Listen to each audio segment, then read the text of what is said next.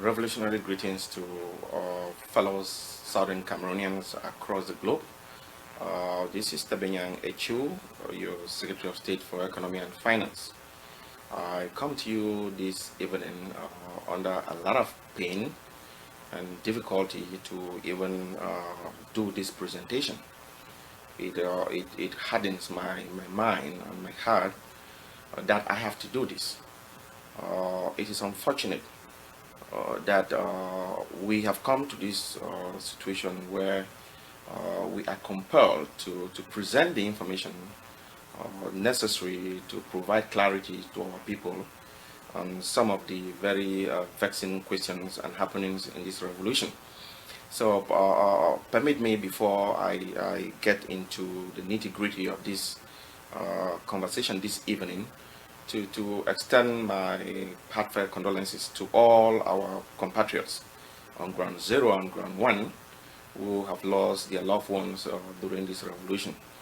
I hope that we are going to remain steadfast and focused as called upon by His Excellency President Julius Tabe, that our final destination should be Boya.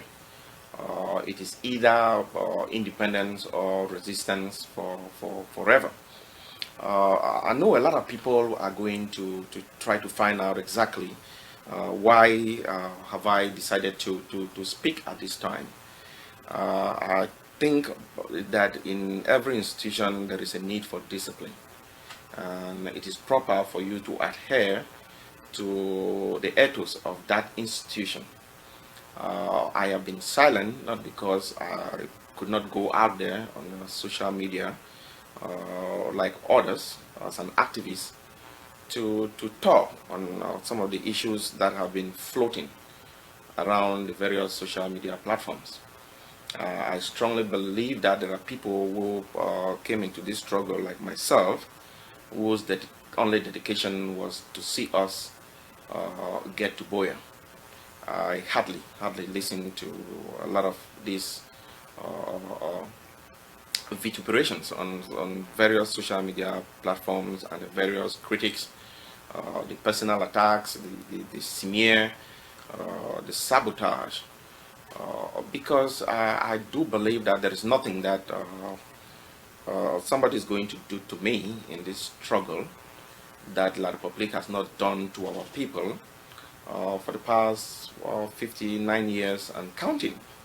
So I can take it, but I strongly feel that it is reprehensible and abhorrent for some among us to engage in the vilification of individuals who are in a position that they cannot defend themselves. I would care less. It would be less of a burden to me if the leadership in jail are free people, because in this whole environment of toxic political discourse, I think each and every one could defend themselves. So I have chosen at this time to talk because of the recent happenings and the misconceptions that are being peddled out there by a host of our people, whom I strongly believe that some of them have good intentions, some are completely clueless, some are seeking for relevance, and some have seen the struggle as a platform to some prominence that I do not understand. I felt from the beginning, when I was called upon to serve in this role, that it was an honor to really give back to our communities, and it was not in my mind far off that it was a permanent position that we would be jockeying for position to go and work in some government in Boya. Some of us, even here in the diaspora, have not demonstrated an interest to work in governance. So I really want to set it very, very clear for people to understand that it is not my desire and has not been my aspiration to go down to Boya. So when I hear people start talking about us trying to cling to power or gaming for position in some future government in Boya, to me, that is just ridiculous and laughable. But I would not dismiss the fact that there are others within the struggle who feel that this is their beginning and the end. Some of us are not open to that dispensation. So, why at this time? Why have I chosen to talk at this time? I am looking at the concerted effort that has been carefully choreographed, and the level of manipulation that have been put in place to undermine the credibility of His Excellency President Julius Ayuk, to slow down the course of the revolution, to bring to doubt the essence of this revolution, and at the same time to completely demoralize the diaspora that has been pivotal as far as funding of this revolution is concerned. And I, from my own point of view, as from observations, I occupy a unique position in this revolution. I am some sort of the nerve center of this revolution, and I understand what it comes with a position like this, that there are a lot and lots of people who want a piece of you, for some with justifications, some with no justifications, some for just the mere fact that it is you who are sitting there. But I think I am not the type to always react to the daily rantings of some ignorant social media activists, or even reasonable people within the context of this revolution. I do understand that before you address a problem, you have to put that problem into context. When these things were happening, what was the enabling environment? What was actually going on? So you might be judging it from a perspective of a Monday morning quarterback analyst, than you actually being in the middle of it when these things were happening. So I have watched, I have listened, I have read, even though I don't listen to a lot of the audios, because I have come to the conclusion that every week there is something new. Every week there is a controversy. And some are excelling in this controversy because with a lot of this noise that is going on social media, it is very difficult for sanity to prevail. It is very difficult for people to actually hold the leadership to account that what exactly, what is the direction, what is the vision for this struggle. And unfortunately, some of the people that we hold in high esteem and high regards publicly in this revolution have decided to also throw themselves and have gotten themselves embroiled in the cacophony that is presently defining this revolution. So I think for us, the true restorationists, for us who believe in the pain and suffering of our people, for us who understand the deep resentment that is eating us up as a people because of the way we've been treated by the junta in Yaoundé. I think it is disheartening to see people like Senior Barrister John Fu and so publicly make outrageous statements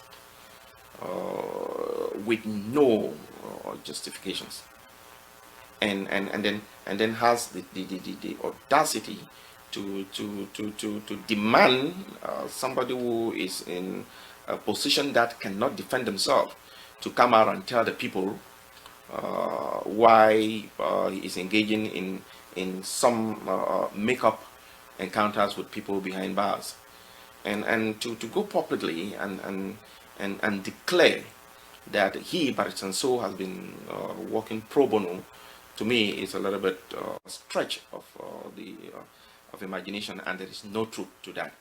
I am saying no truth to that because I have been the go-to guy between Barrister So and former AIP Sako.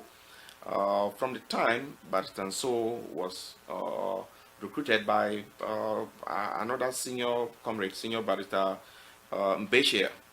And if you see what is happening right now with Barrister So, there is really nothing that has really caused the situation to degenerate to the point where a barrister will go out and completely try to bludgeon his own client. It's something that has never been heard before.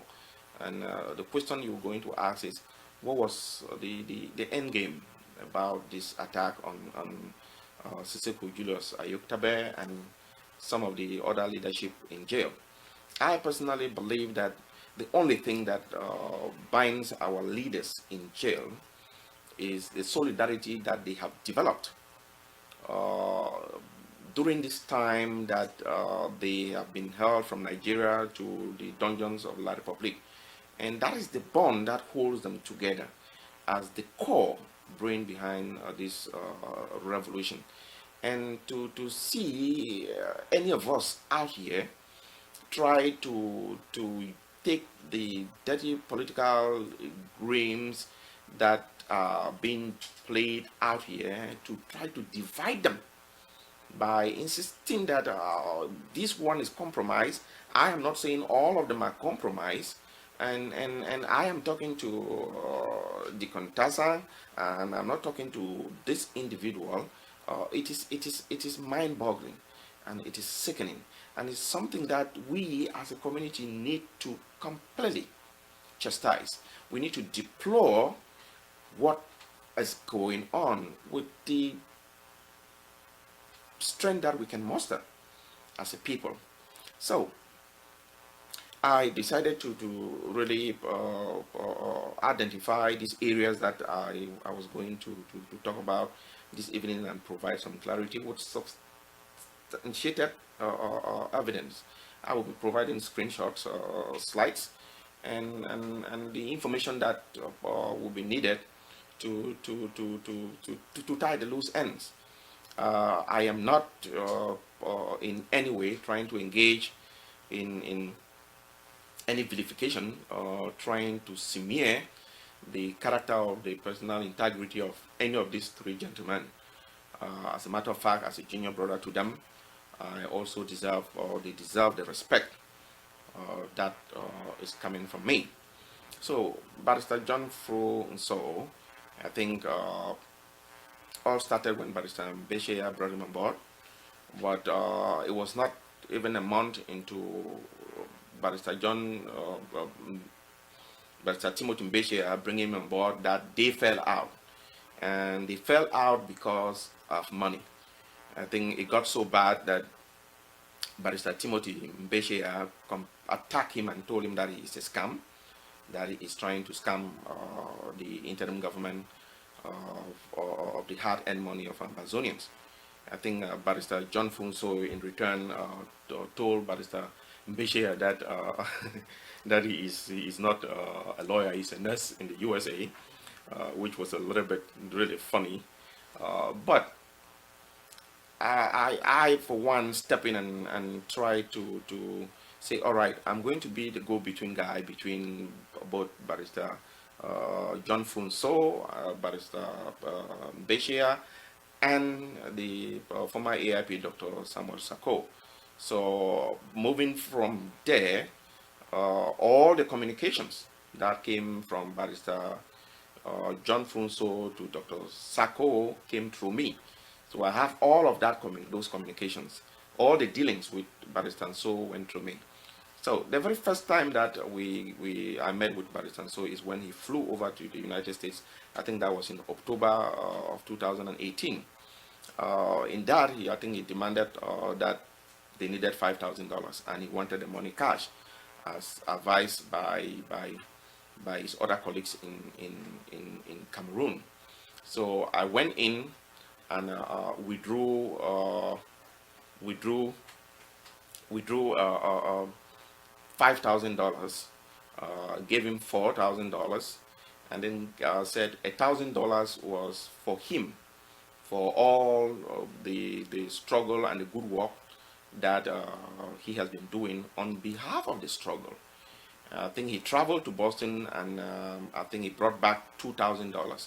So for that trip alone, he left the U.S. with about $7,000 that I know of, that I can vouch that this is the money that he left the U.S. with. But I do not have information if he had donations from other sources. In November of 2018, he was delegated by Dr. Sako to meet with the Kamto delegation and go to Nigeria and have a meeting with the Buhari government. I think I bought the ticket, and I think the total cost for that trip was about $1,500. So it is very surprising to me that Barrister So can publicly now turn around and point fingers to His Excellency Seseku Julius Ayoktabe that he has been talking with the Kamto folks or Kamto himself in jail, and that he is compromised because he's now talking to a certain lawyer, is that Emmanuel Sims of MROC. So the surprising thing is he knows very well that AIP Sako has been talking with Kamto from November, to the point where he was supposed to go to Ghana with the same Kamto delegation, and then he ended up going to Nigeria, and he filed a report that I have screenshots of that report after the meeting in Nigeria failed. So it is the height of hypocrisy that he can publicly now come out and try to chastise His Excellency Seseku Julius Ayoktabe for talking to Kamto, which I, from my position, cannot verify, when knowing that he himself had been at the center of engaging with the Kamto folks. It was he who indicated to us that he was very happy that Michel Doki, who is one of the prominent MROC lawyers, was assisting us with the legal proceedings with our jail leaders in Yaoundé, and he was very, very happy that the Kamto people are talking to us. So it is kind of confusing that for him to now try to bring Ayoktabe's credibility into question when he has been at the center. Even the Emmanuel Sims, I think he was introduced to AIP Sako by the other diminutive figure of Ellie Smith. And I think it is through them that these meetings were being set up.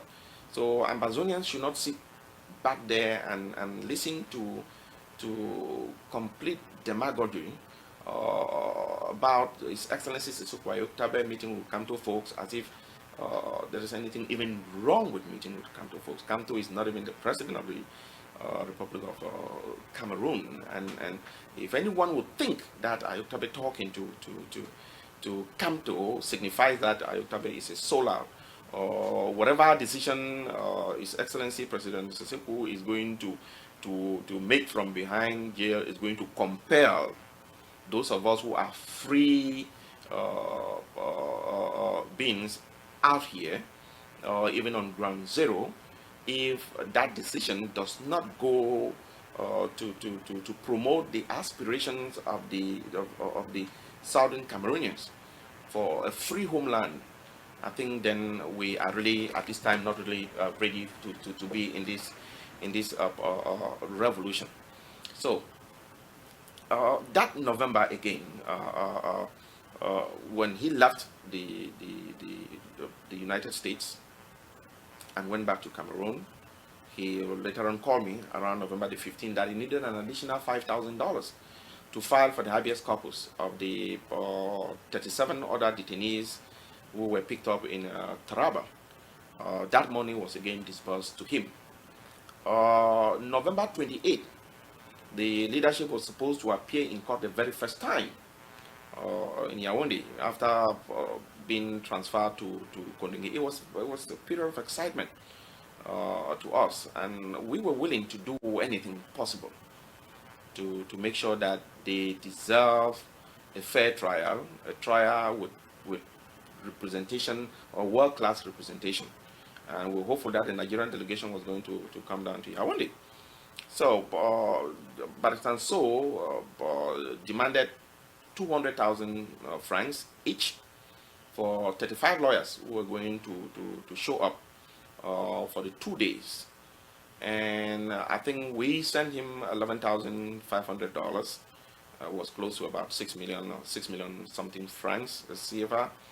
And even though I question the idea that we're paying that huge amount, he insisted that that was even chicken change, that it really is not even enough. I was surprised that he can call that was pro bono. I don't know how many lawyers make $200,000 or 200,000 francs a day in ground zero. I am not undermining their net worth or the I think that they should be paid for what they deserve. But for Barrister So to say that for us to spend these thousands of dollars, equivalent to millions of francs CFA, and we still call that pro bono, is a little bit disturbing to me. On December 28th, there was an additional request for $6,000. That was the second time the leadership in jail was supposed to be present.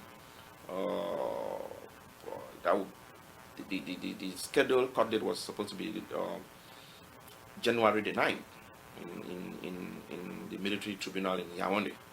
And I think there was a call for a complete shutdown.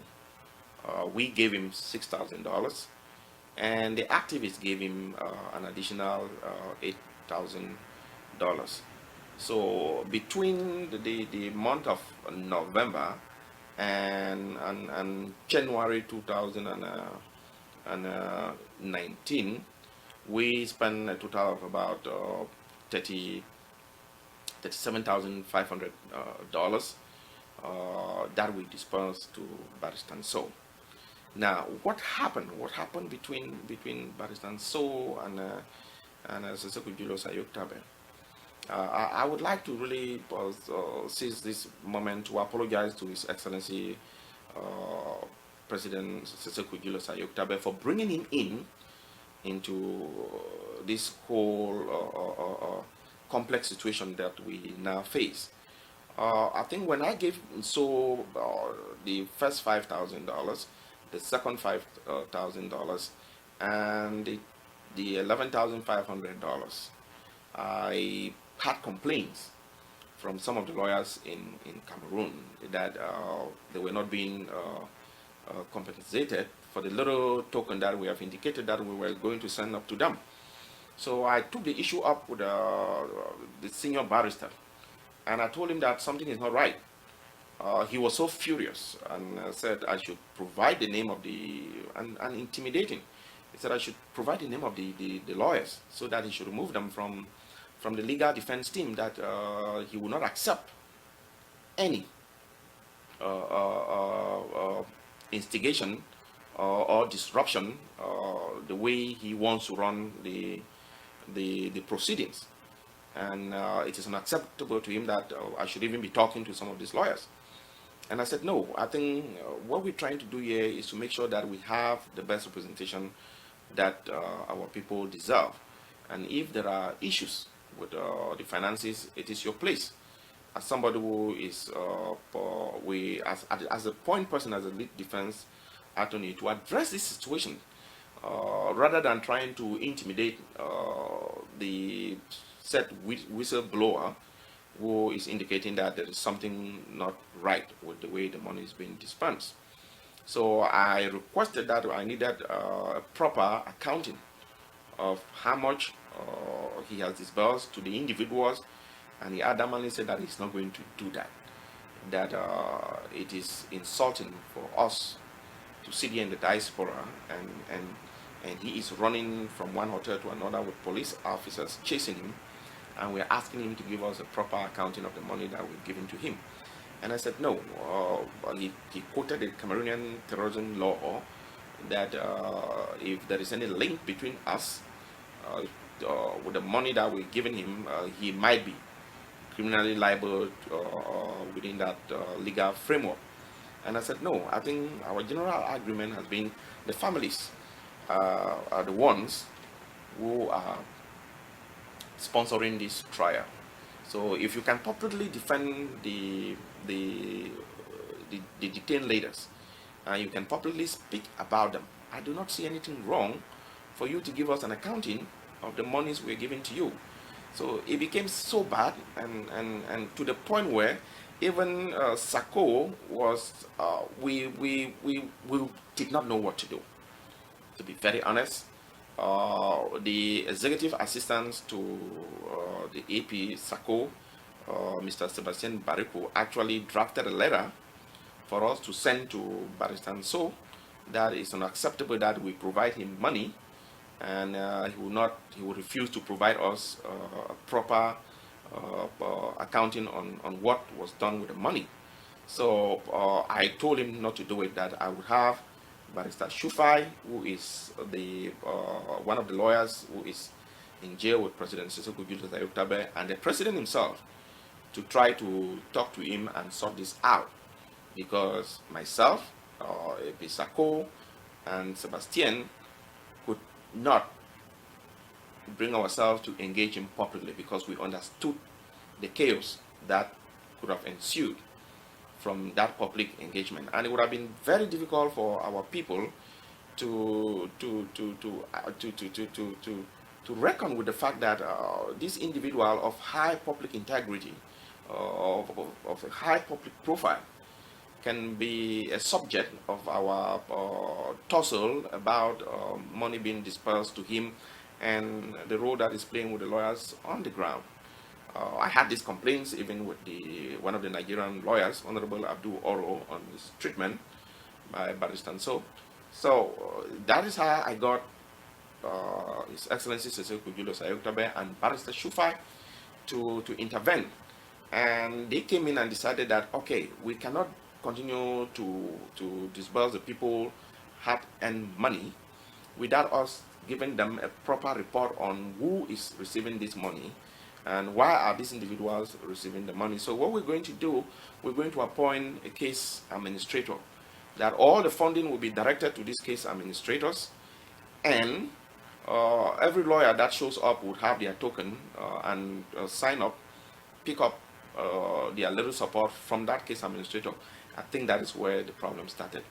Hell break loose with Barrister. So he got so furious that a person of his capacity as a lead defense lawyer should not be standing online to collect money from the case administrator. And I think the breakdown continued from there to the point when Sissoco went out and announced the reconstitution of his government of January 5th, 2018, prior to his adoption. And I think with this building of animosity between Nso and him already, I think Barrister went out on TV and said he was not consulted. And I think they had a meeting, and His Excellency President Sissoco Ayoktabe told him that you are not my personal lawyer. Even if you are my personal lawyer and an advisor, I think I still have the right to accept your counsel or not. You are the lawyer of the Naira 10, and you are representing all of us. You are not representing me as an individual. I never met you. I never knew you. I did not even contract you as the lawyer of the trial, the IGD. So the suggestion out there that he fired Barrister So falls flat in his face. One, he did not hire Barrister So. The interim government hired Barrister So. He does not even have the power to fire Barrister So. He can disagree with this Barrister So, but Barrister So represents all of them. So it was some kind of a facade, for lack of a better term to use, for me to see Barrister So step out and put out this kind of damaging information. And besides, even the information that he is talking about, that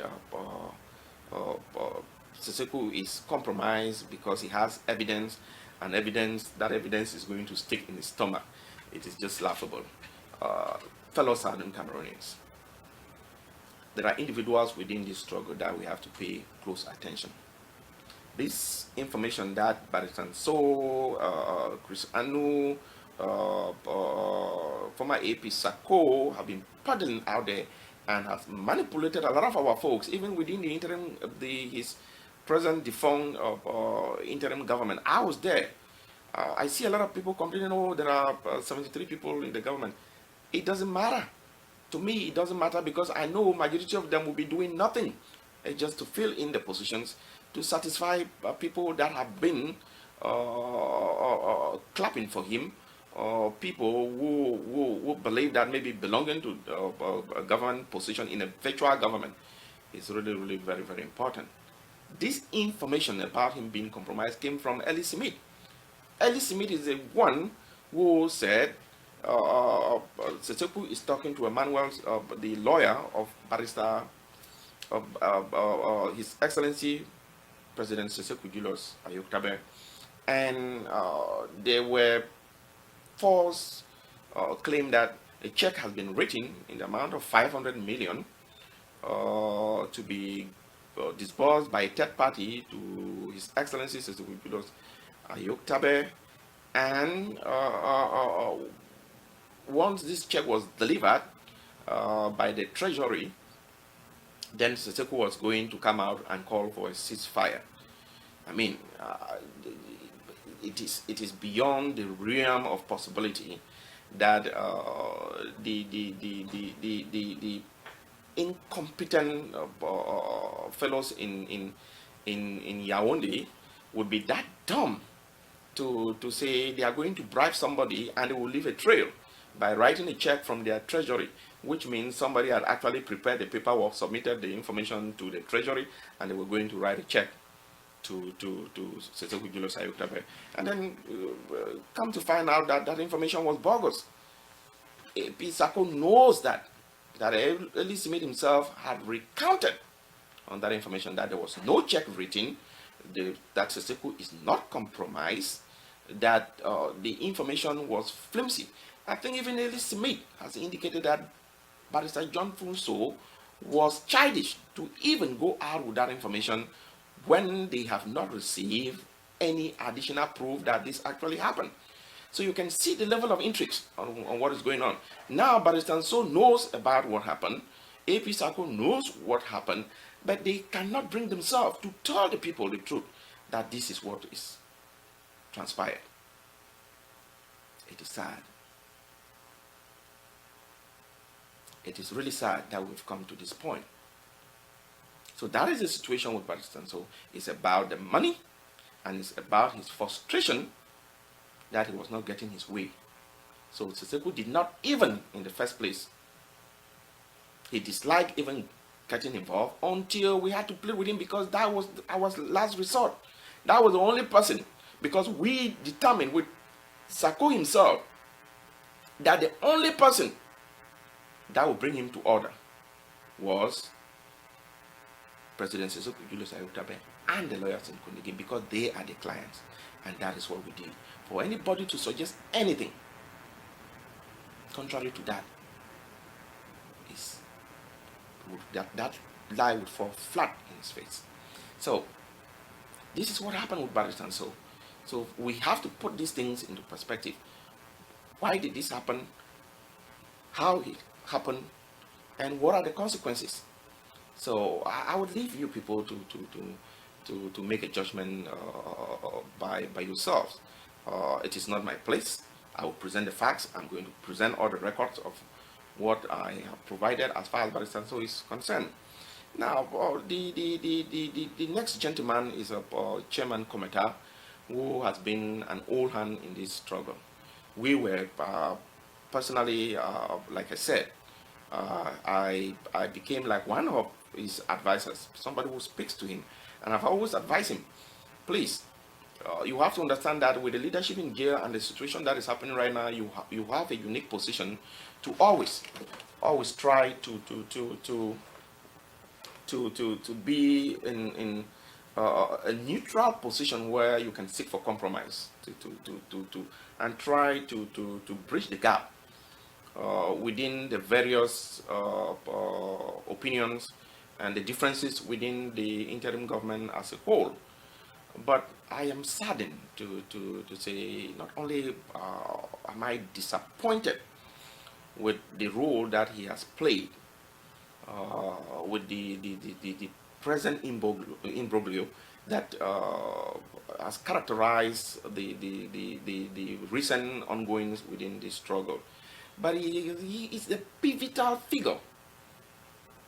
He is the determining person that caused His Excellency Seseko Julius Ayoktabe to even get to the point of deciding to recall the government.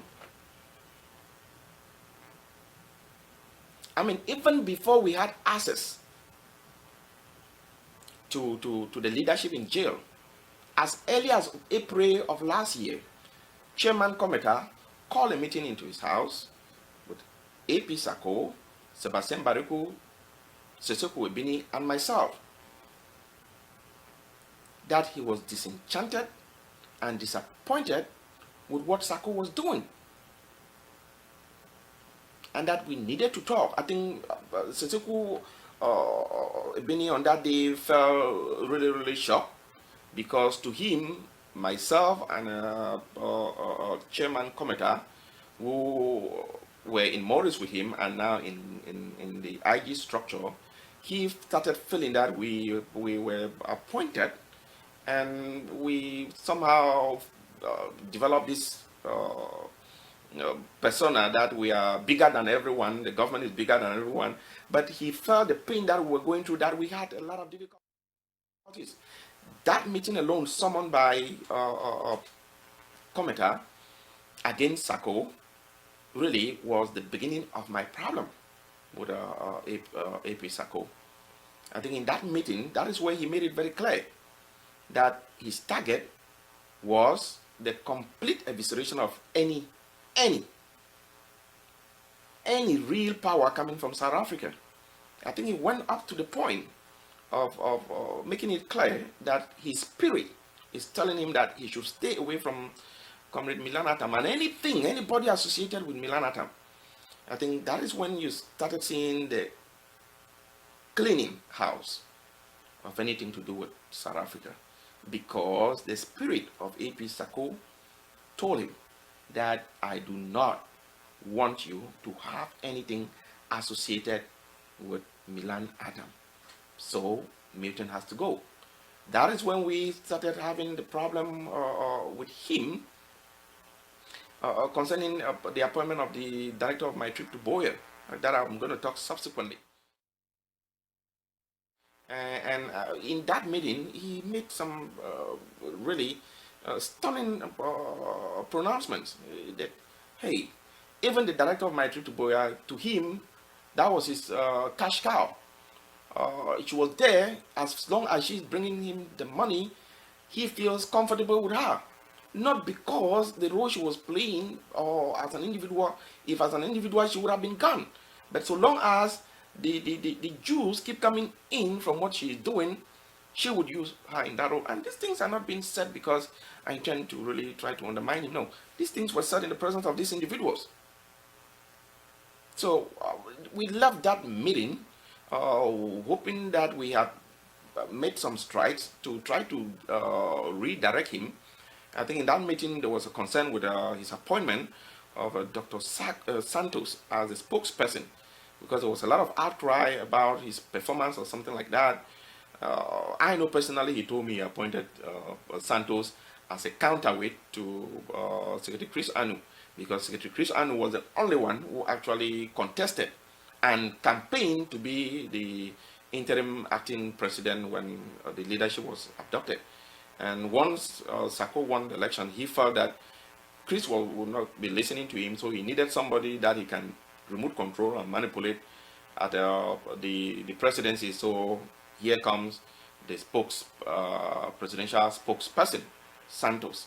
So we left that meeting, but I was surprised that his own executive assistant called me and said, AP Sako is mad with me that myself and the Bini organized that meeting because we are against him.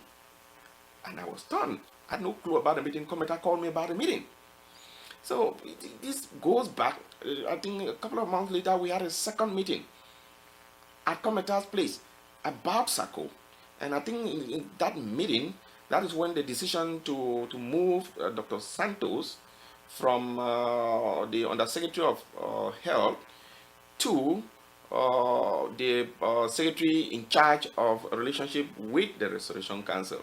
I know this infuriated Comrade Santos so much that in the fight between him and the Secretary of Health, Ms. Kalesh Bongo, the AP sided with him. But what he failed to understand that he had outlived his usefulness to AP Sako, and then the spokesperson position was no longer necessary. They have him and Chris had began to sort out a rapprochement, and they were feeling comfortable with one another. So that was the second meeting that Commenter complained about Sako. And I think the third meeting was either in December or November. Now we brought in Professor Carlson Anyangwe from South Africa. Molan Joel Lutumbe was at that meeting. Governor Etchu was at that meeting. Seseko Bini was at that meeting. Nge Toyan, Under Secretary for Foreign Affairs, was at that meeting. Governor Etchu was at that meeting. Ban Dangam was at that meeting. Prince Catherine was at that meeting. I think Dr. Helena Konji and Victorine Bolanga was at that meeting. This was a meeting for us to try to provide some guidance to him as far as the direction of the struggle, because he said he was frustrated with what Sako is doing and something needs to be done about Sako and all of that. I think Mola, as a senior citizen, Mola Njoli to my senior citizen, was so furious that you cannot call people to talk about the AP when the AP himself was not there. So, but in anyhow, that meeting was held. Some brilliant ideas were put together and submitted to Commenter for the Restoration Council's consideration, which up to now has not happened. And then come the APNC, and he was first against it, and then later on he was for it. He even got me to decide to go to the APNC. We drove with him to the APNC. When we got to the APNC, I told him, you got to watch what you say, because anything that you say in this very toxic environment would be held against you. But he went out there and in the moment exploded and put out all of this information concerning the AP Sako, and he was hailed. But we left that meeting at around 10 p.m. and I told him that the emotion that I'm seeing here, there will be a lot of confusion if they end up calling for the removal of AP Sako. So I sent in private messages to I think Dr. Professor Ambe, Ms. Bolanga, I think one other person, and pleaded with them that whatever they're going to do there, they should leave AP Sako alone.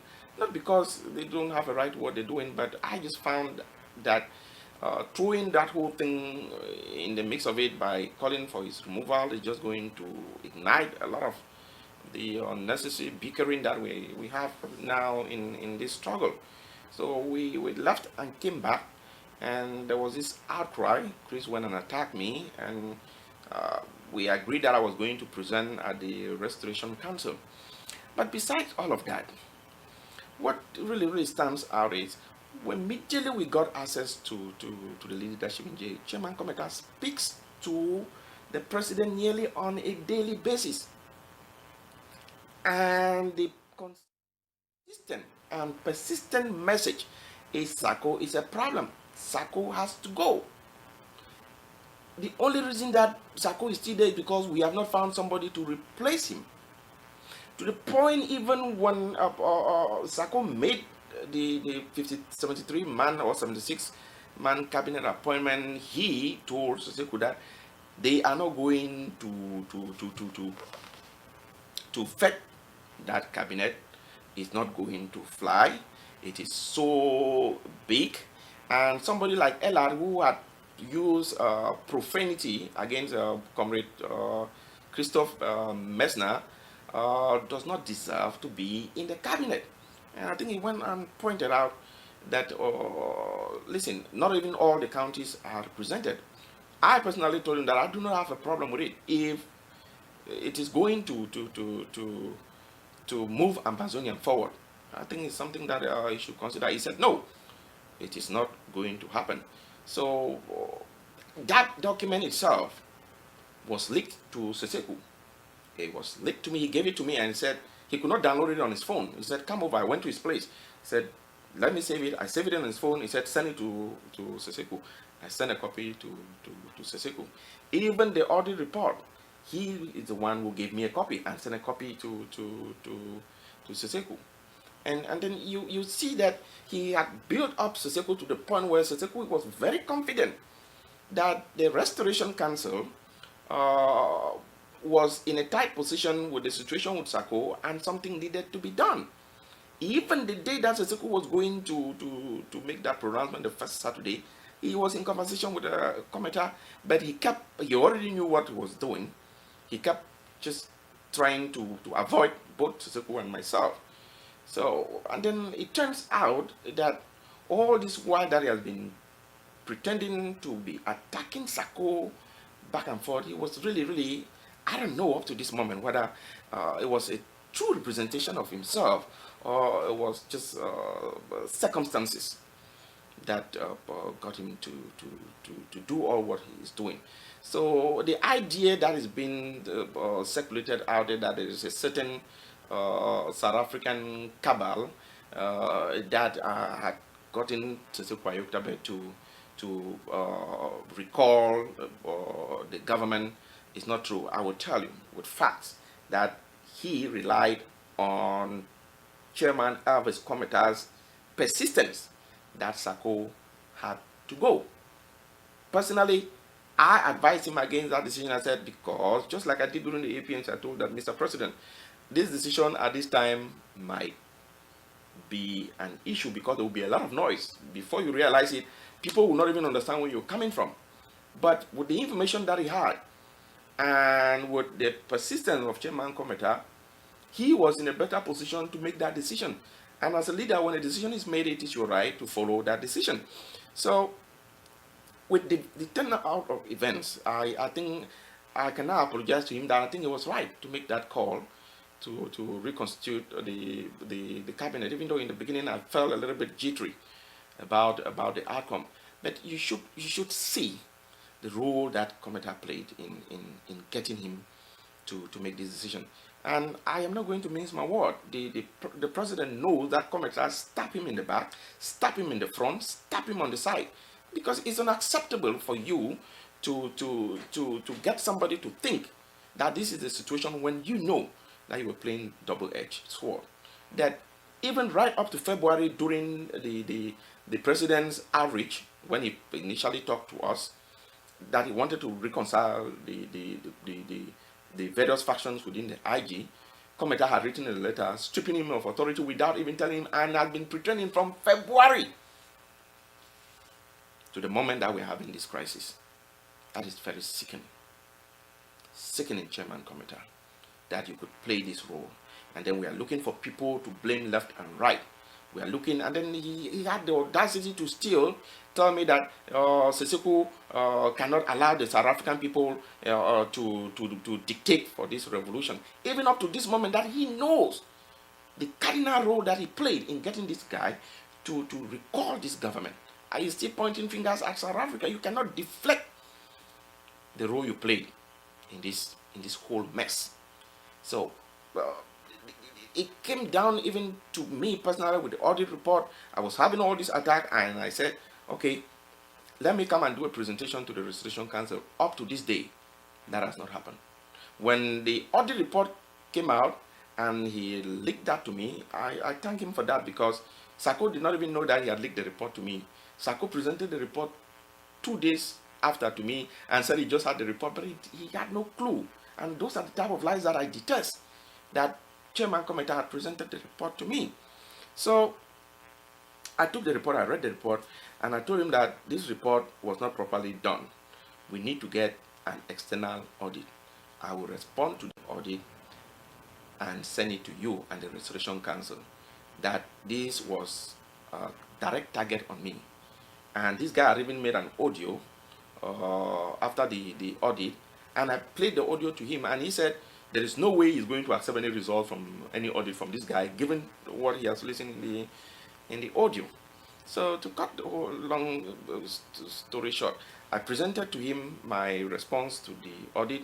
I presented a copy to he said, send a copy to Chris Chopper, the Secretary of the Restoration Council. I called Chris Chopper, I had a conversation with him, presented the response to him, presented a copy to AIP Sako, and told him, share it with other cabinet members. But I think that the audit was not done. It should be properly done. Now, all these conversations, I have them on screenshots. So that is the role. We should not look far away where these problems came from. The confusion, a lot of the confusion came from Chairman Kometa. I'm sorry to say it, but those are the facts. Because if he did not engage in this bashing of Sako, telling Sako is the worst thing that has happened, he is tired of Sako. I mean, some of you had heard some of the audios out there, but that is nothing. That you are being pummeled on a daily basis on the shortcomings of this guy when you are in a position or like where His Excellency Julius Ayutabe finds himself. And then you're seeing that your hope lies with an interim government that is going down the drain. And the chair of the Restoration Council is asking you to do something. And then you do something, and then all of a sudden the same chair is presiding over this charade of one communique after another, one press release after another, and given the entire impression that this decision came from South Africa. This is the same excuse that he gave when Milton Taka was fired. He said no one individual from South Africa should be. It's not about an individual. It should not be about South Africa. But I really don't think that we have any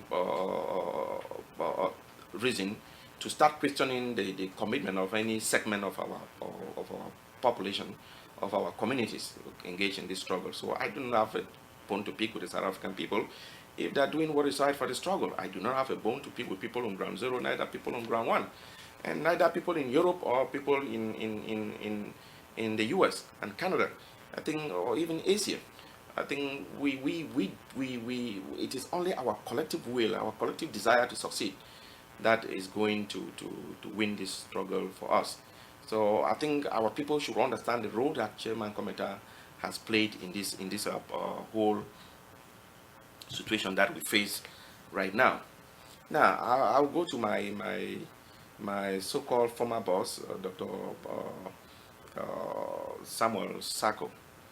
Now, what happened?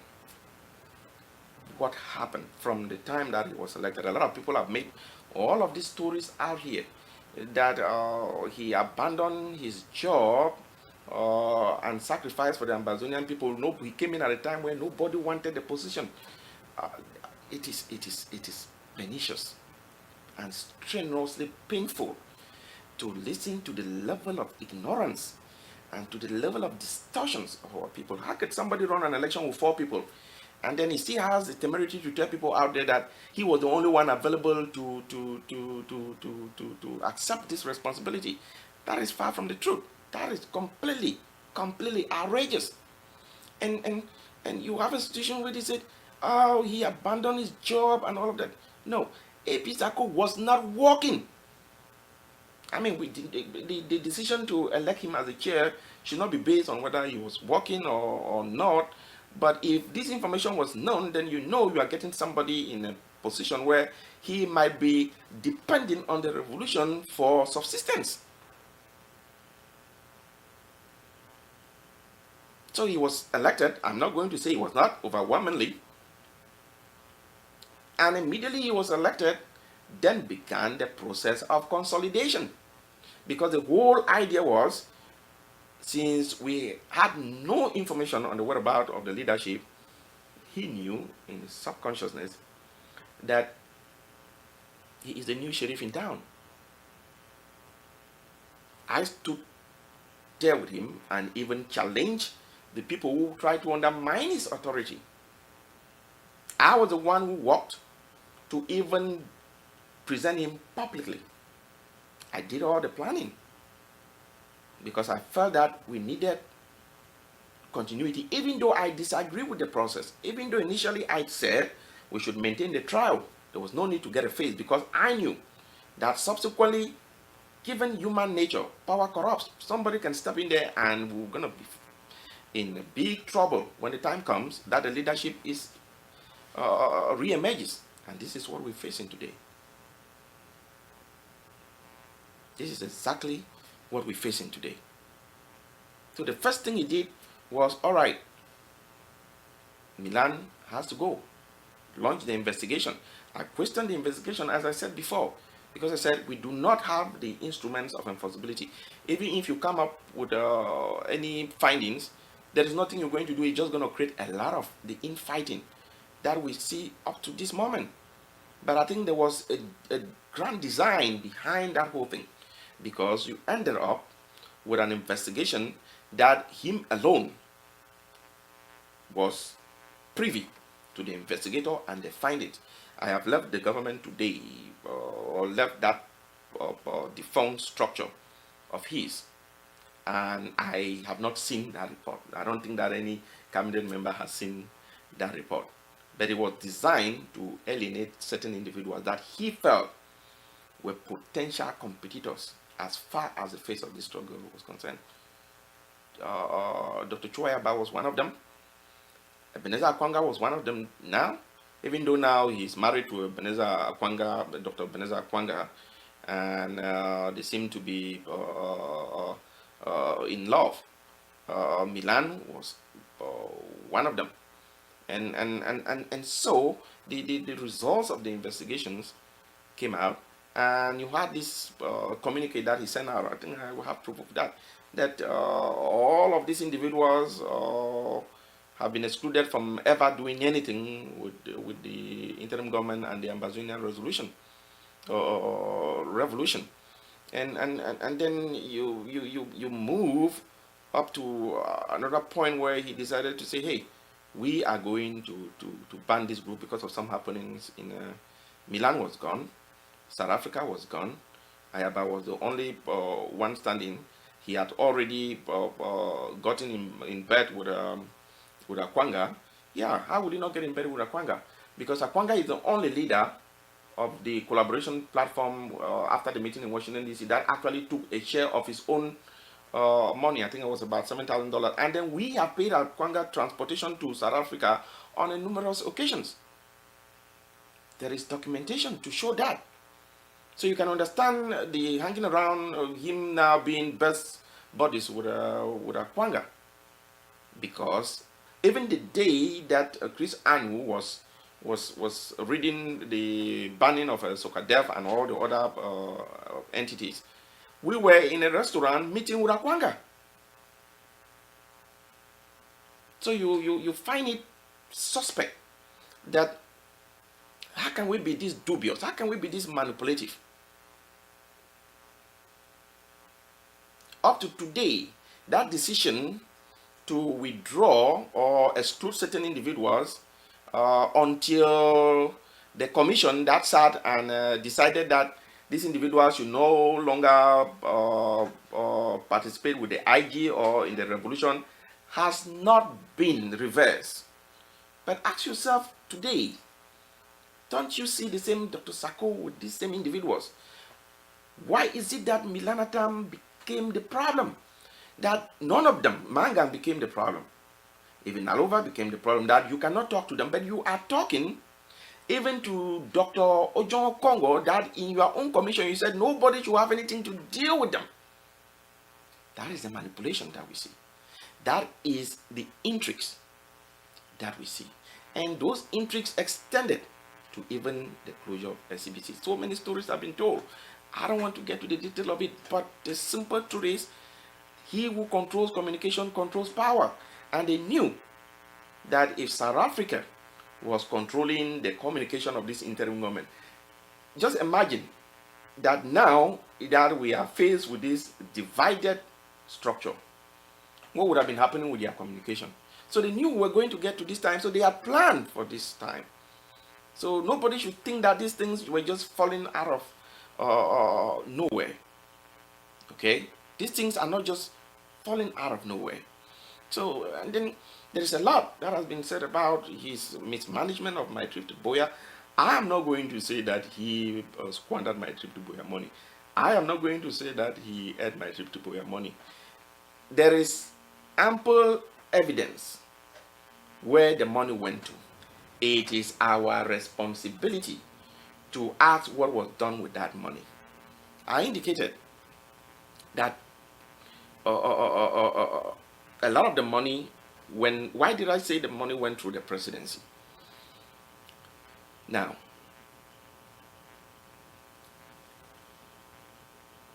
there were so many complaints coming from Ground Zero that money was not getting to the intended destinations, and I was furious with the outfit ASC through the Department of Homeland Security, and I got to the point where I said I was not going to disburse any money, even if he approves it, to that structure. The ASC folks, they know very well. They were angry with me. They even took me out of their forum. And for me, I care less. I knew that the most important thing, if I'm getting results on Ground Zero, I am fine with that. I don't need to belong to any of these forums. And the same way I treated DOD back then, and I refused to give the money because of one reason or the other. So once we got into that situation, the former AIP Sako stepped in and said, you know what,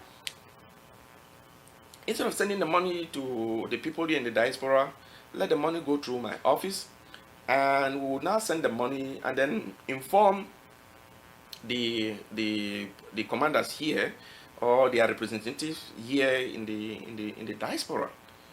And I said, okay, then I would have somebody to actually hold responsible. Not that I did not try to make sure that I address the situation. A lot of people just open their mouth and say, oh, they spend money without him saying anything. No, you have to understand the situation that I tried my best to make sure that this money was properly disbursed. So I was confident that I know exactly where the money is leaving from me and getting into than saying I gave it to ASC and then nobody is answering, and I was not even in their forum. So I was comforted with the notion that, okay, pass this money through my office, through his executive assistant, Mr. Sebastian Bariku. So moving on, after that decision was made, all the money went to his office. I think it is incumbent upon him to now order his office to give a detailed account of what happened with that money. I think my role ended where I could tell the people that this amount left from here, which I'm going to do, to this destination, and let that destination indicate to the people that this is what left my decks and went to the final destination. Except we can do that, we're going to be going round and round, people making outrageous and outlandish accusations without any proper knowledge of what transpired. Now, on his personal spending, I am going to put a lot of the records out. Trust me, from the first day that AIP Sako came to my office here, back then I had no clue that he was not working. And when he got in, he said, SOS, listen, you know, I was not ready for this huge responsibility that has been given to me. I will need some support to get started. My car is broken down. I have not filed for my citizenship. I will need to do that now because that would now permit me to travel. And given the circumstances that with what happened with our leaders in Nigeria, I felt that, listen, it is the right thing to do to try to get him in a more secure situation than just leaving it in this situation. So I said, all right. The first check that I issued him was check for $1,345, about $400 for the that he requested to fix his car, and then about $945 or so that he said he was going to file for the citizenship. So that was the first check that I gave him, and I think I have a record of that. I think that probably will go into our Amazonian museum or in Boya someday for us to look and see what efforts we made. And then the security team, I think it was Mara Tugong, the former coordinator for the DMV, and his executive assistant, Sebastian Bariku, who came to the office and said where he lives is very dangerous. And given the security situation with the Francophones or the La Republic government trying to target our leaders, it would be dangerous for us to allow him to live in that neighborhood. I think I basically described that like a ghetto neighborhood. That's what I think Sebastian said. I said, well, we cannot agree to fund his personal expenses because we do not have money that we can spend just like that. But we can help him to move. So he came in and said, I said, all right, what is the rent? He said, the rent is $2,500. I said, we can make half. Now I was saying that we can make half for him to move because I was under the impression that he, with his qualification, he should be somebody who is doing something. So I was just amazed that with that, the very first month, uh, the total amount he spent was close to about was 5,000 something dollars. I'm gonna put out the records for everyone to see. So these are things, not things that I am saying because I intend to try to call into questions his personal integrity. I even down the road, I felt that given the commitment and the situation, we could at least assist with the rental expenditures. Because I said if His Excellency Sisi Tabe comes out today and it's not working, it is our duty to also make sure that they're well taken care of. So I could stomach the idea about us helping to offset his rents. But I cannot stomach the fact that we are paying for a car note that we do not even possess the car. So I am going to ask the Amazonians, if we were paying a car note on his behalf, that should be a personal asset of the Amazonian people. So it would be for him to present us with the title of that car, because once he's relieved of his duty, the assets that belong to the people should normally be returned back to the people. So, and then you're looking personal expenses, online purchases that I could not really explain. And when I asked for this clarification, I think Dr. Tata, one of the security guys that basically lives with him, I think it's Johnson Tata or somebody like that. This is an individual who charges us $50 every time that he went out with AIP Sako that we have paid. And I can understand why they have this deep attachment, because there's a benefit accruing to whatever they're doing. Dr. Tata, when I raised the question about the expenditure, Dr. Tata retorted and indicated that, listen, the presidency controls finance, and finance does not control the presidency. So I was stunned. I said, well, how do I solve this problem? with all the purchases going, Dr. Tata was going to the point of even making deposits that I don't even know. Sometimes I just see money in the account, and that prompted me to make some of the entries as unknown, because I was clueless with some of the things that were going on. So I got to the point of frustration where I had his executive assistant, Mr. Sebastian Bariku, to issue a letter to the entire presidency that they should not make any purchases, because Dr. Tata was basically purchasing stuff on a daily basis online that I had no explanation. And now I'm doing the entry as an accountant. It is very difficult for me to actually tie these expenses to a line item, whether they were assets or they were just regular expenditures. I see purchases, Walmart, Amazon, Best Buy, all of these frontline departmental stores here and electronics stores here in the US that purchases worth thousands of dollars, close to $30,000-$40,000 that I cannot explain. And I think there is nothing wrong to ask from AIP Sako that please explain and show us receipts. These things that were bought, they went to the point of even buying for bulletproof. That up to today they are not using the bulletproof. They are not. Now, the government is spending this money. They create a site, a show they call the President's Corner, Ambazonian for Ground Zero, that they were raising money, and these same individuals were given money to the president. So not only I am giving him this way, or he's spending this way, because trust me, no request was ever sent to me from the presidency. Every order, cabinet department sending their request, and I'm going to put a sample of the request.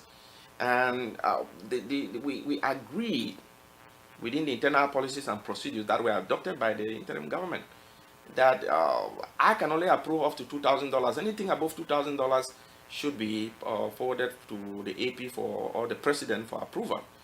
And as I indicated, he had approved more than 95% of the total disbursement that we made. I think it is his duty, even if I did not keep the records, for him to keep his own records. That now you can call him and say, are you sure you disbursed this money, so that he can corroborate those records with me. It is fanciful for anyone to now say, oh, the onus is on you, brother, you did not present records, and he himself goes out to foolishly tell the people that, oh, you did not present records to me. You approve all of these invoices. These invoices are supposed to be with you. You should have a record of what was done. So and then looking at that spending spree, who would not be conscious that with the difficult situation we have on ground zero, who would not be conscious to fathom the idea that you are living here in Maryland and you will rent a car from Enterprise for $1,000. You will live in a hotel with the entire security apparatus that would spend thousands of dollars, when the IG is already paying a home for you in Maryland. I raised that question. I raised that argument with his executive assistant that this is unacceptable. I mean, it got so bad that Mr. Sebastian Bariku himself took the debit card that he had and he destroyed the debit card. He destroyed the debit card. I mean, how would I feel comfortable to see that Enterprise, we are paying $1,000 something to Enterprise, and people are comfortable with it? You got this series of one thing after another, the lies after another. You got the manipulations, but at the end of it all, I saw his desire. I saw his desire too, that he felt the pain of our people. I am not going to fault him that he didn't do nothing. He tried his best. I am not going to say he raised a single objection to the amount of money that we spend for the legal defense, I give it that to him because he approved all those expenditures. So I'm not going to say, oh, from the beginning I will say he really did not want the leaders out, even though events now are now trying to make me question my conclusion that if he actually sincerely, or maybe just because I was there. And I think that was one of the motivating factors that I said, I'm going to be here and everything. And he shifted all of it to me. But you begin to see the lies. You begin to see after Milan is gone, Joe Ayaba was the next in line that had to go. The Secretary of Department of Homeland Security, Mr. Egiawan, whom I think up to now we have really not, the monies that was sent to him said they're going to buy uniforms in Douala. Up to today, nothing has shown up. Started this build up of the falsehood of the fabricated intelligence that Joe Ayaba was compromised. He had to go, and all of this ended up with the situation in Batibo. And then boom, he came with the ban. I objected to the ban in principle, not because I support Comrade Chwayaba, but you cannot begin to issue a ban in a virtual government with no instruments of enforceability. That was the dumbest idea as far as I was concerned, because I said at the time, if these guys are even smart, now that you've put a ban on all of them, and they can go out there on ground zero and say, hey, we're going to do the kidnapping, we're going to ask for ransom, and we say, hey, we're not on the ground zero. It is the IG that is on ground zero. The IG has all the control on ground zero. But these are the calculated steps to make sure that you and you alone is the main determinant figure in this revolution. But that was wrong. And I would tell you, a lot of people say, oh, you didn't say nothing now that you left the government. No. I think even them in that government would know that I, Brado, would not sit quiet. And I think I became like a pariah in the government, just because I felt that things were not done right. I mean, not out of spite for him or any reason of that nature, but things were not done right.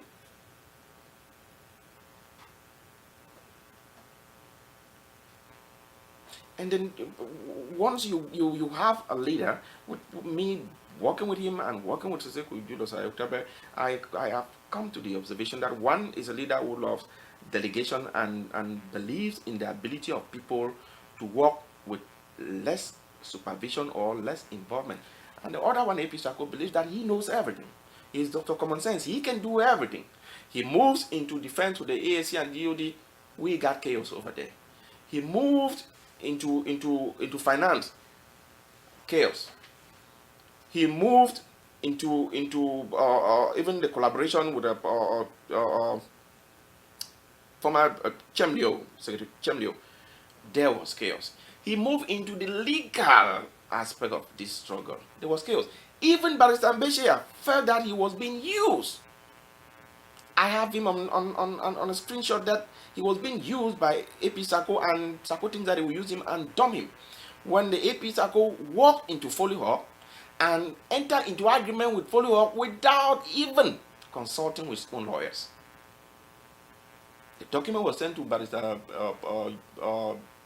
Timothy Mbeshia to sign. Barrister Mbeshia thought he was reviewing the document, only for Foley Hall to tell him that no, we have already completed the signing of this document. It was just for your own records.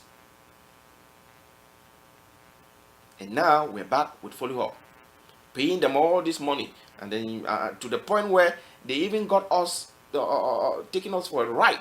That IEM came and lied to the cabinet that Foley Hall had resolved all the cases concerning the other bogus guy in California and Salai. That Salai would no longer threaten or disturb any Amazonian. Only a few weeks later, for the same IM to be asking for contributions to support Secretary Chris. And when I asked him, did you not just say that Foley that we're paying all this money had solved all of these problems and we would not be disturbed anymore? Did you not say that? And so, how did Brado become a problem? Because I decided to say the focus should be our people are on ground zero, not only infighting and trying to game the situation.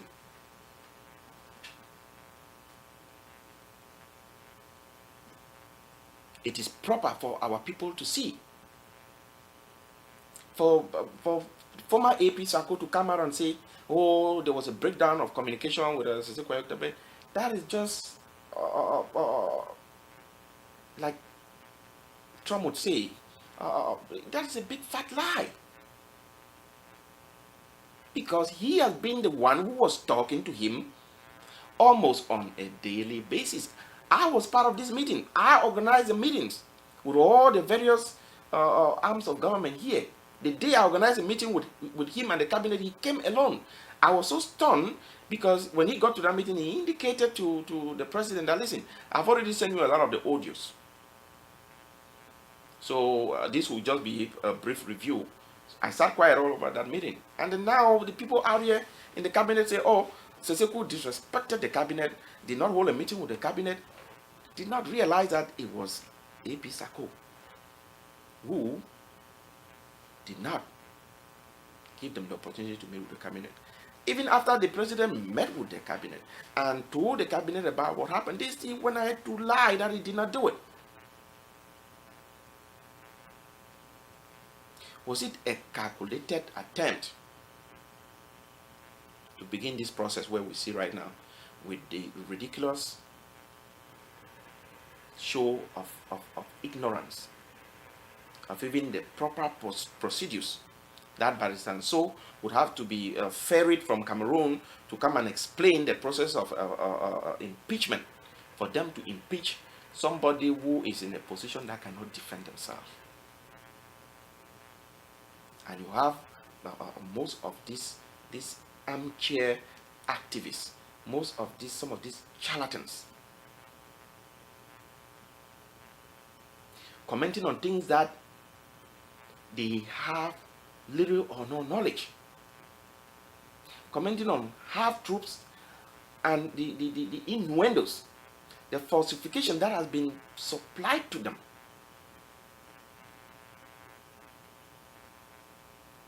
I was stunned when Barrister So came to my office and told me that the AP had told him that Brado is sitting on top of my trip to Boya and is waiting for Seseko to be released before they can spend the money. It was so embarrassing, and I worried. And I said, if this guy who has been signing these checks could lie to this old man from Cameroon, what else could he have said out there? And I know I've had information on the lies that he had peddled when he went to Germany for the ASSC. I refused not to go to the ASSC because I knew, from my own numbers, I knew what was the outcome. I knew it was not about ground zero. They made all the noise, it was about ground zero. How many months today, nobody's talking about the outcome of Berlin and related to raising money for ground zero and changing the game in ground zero. The killing that they deployed, that they could not host a meeting in February, a meeting was only due in March. The killings have not reduced. So I said, it doesn't make any sense for you to get 300 Ambazonians because they were projecting that it was going to be 500 or 1,000 Ambazonians to show up in Berlin. And I said, at $500 each, we are looking at maybe spending on flight, accommodation, and feeding to go to that conference about $500,000 spent by Ambazonians for a 2-day or 3 days event. And we would not be able to raise even $30,000. And I spoke like the oracle. It ended up that we could not even raise that amount. A lot of the people who went and raised money put it in pledge. Because Europe is different, like from the continental US. A lot of these guys in Europe are still struggling. But you get beaten down like, oh, you have been the cause of most of these problems. I'm not saying that I did not play a role in some of what we're facing. But you see some of these things coming, and you try to seek for solutions. But yet,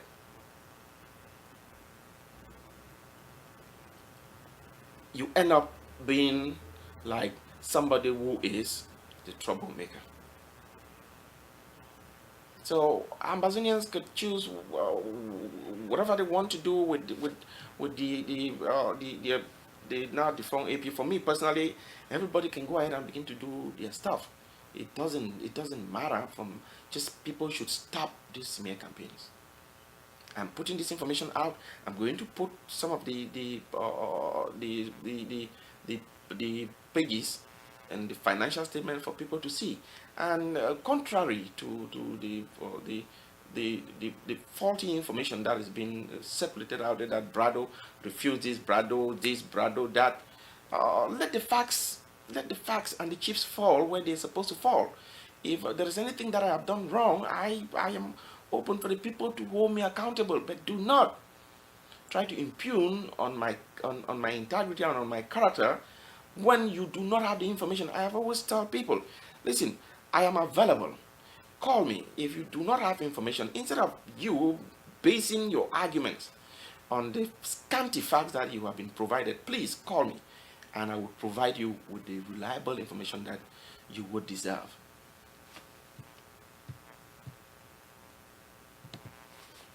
Now I know I know a lot of people, or a lot of you, the viewers and the listeners, might be wondering, but all of these things were going on in government. Why didn't you resign? Why didn't you quit? Yes, I got into a point where I told him I wanted to quit. He came to my office here in December. I told him I needed to go.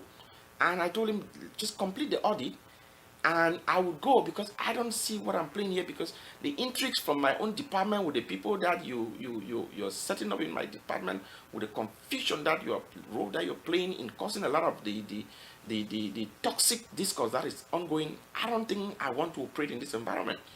And I even told His Excellency President Julius Ayoktabe, when we had access to him, that, listen, Mr. President, I am tired of this lunacy. I need just to step back. Maybe somebody can come in and bring in some new perspective, because I don't want to be in a position where you are putting your all, you're sacrificing. I'm not sleeping. I'm basically, sometimes I go out and spend the almost entire weekend out of the house, holding meetings, just to make sure that things get done right. I have sat quiet just to make sure that things get done right.